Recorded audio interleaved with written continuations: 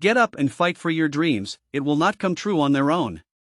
Solve your problems, problems will not be solved without a conscious mind.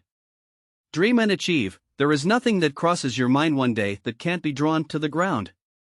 Dance when you get out of bed if you like, hold a bracelet you like, bring a friend with you, read a book and be the only destination in it as you like. Everything you desire, the most important point in the end? Is that all of the above should prepare you to become something better than you were, to pave your way for dreams, to help you accomplish something that you have always wanted, but in a way that you never thought of before? He is not happy there. He is sad. All his neighbors speak in loud voices. They never turn off their radios or televisions. Sometimes, he gets very angry, but that is of no use. He always tries to move to a quiet neighborhood. But he says that it is expensive to buy a house in a quiet place. It is not cheap. It is a difficult case for him.